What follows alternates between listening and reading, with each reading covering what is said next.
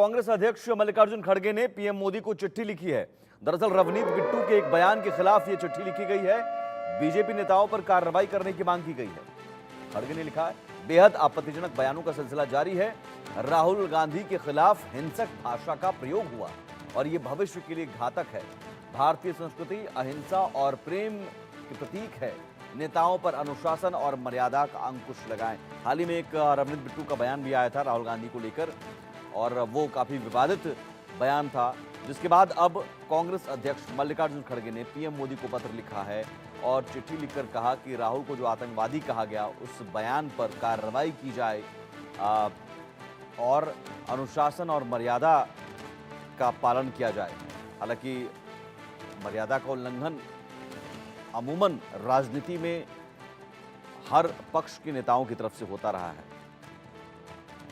कनिका कटियार जुड़ी हुई हैं संवाददाता दिल्ली से। कनिका, मल्लिकार्जुन खड़गे ने जिस बयान का जिक्र किया, रवनीत बिट्टू का बयान, जाहिर है वो राजनीति में इस तरह के बयान पहले भी आते रहे और दोनों पक्षों की तरफ से आते रहे, लेकिन इस बार एक समुदाय, सिख समुदाय के इर्द गिर्द कहीं ना कहीं ये बयान था और ये एक वोट बैंक के नजरिए से भी देखा जा सकता है। शायद यही वजह है कि एक स्ट्रांग अपोज किया जा रहा है मल्लिकार्जुन खड़गे की तरफ से चिट्ठी लिखकर।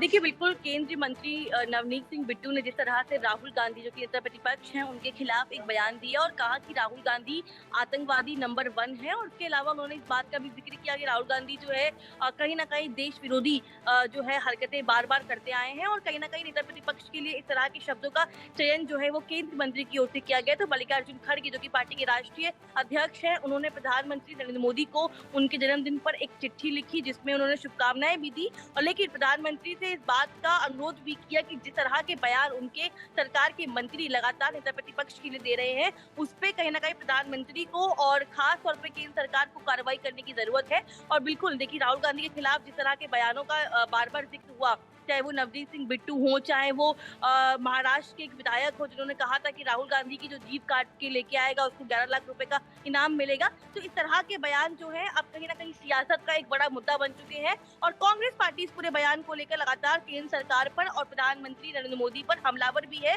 और कहीं ना कहीं कांग्रेस पार्टी की ओर से एफआईआर भी दर्ज करवाई गई है, प्रोटेस्ट भी किया जा रहा है। लेकिन कांग्रेस पार्टी साफ तौर पर कह रही है कि डेमोक्रेसी में, लोकतंत्र में नेता प्रतिपक्ष की बड़ी भूमिका होती है, एक जिम्मेदार पोस्ट होती है और नेता प्रतिपक्ष को इस तरह की बातें बोलना या आतंकवाद का जिक्र करना कहीं ना कहीं देश में एक नकारात्मक माहौल क्रिएट करने की भाजपा सरकार जो है वो कोशिश कर रही है। ये एलिगेशन जो है वो कांग्रेस पार्टी का है और वहीं आज मल्लिकार्जुन खड़गे ने अपने पत्र में इस बात का भी जो है जिक्र किया कि प्रधानमंत्री को इस पूरे मामले पे तुरंत कार्रवाई करनी चाहिए। लोकतंत्र में इस तरह के शब्द या इस तरह के बयान जो है वो कहीं ना कहीं शोभा नहीं देते, चाहे वो राहुल गांधी हो या कोई भी क्यों ना हो। नेता प्रतिपक्ष की कुर्सी का सम्मान जो है सबको करना चाहिए। ये कांग्रेस पार्टी का एक बड़ा मुद्दा है।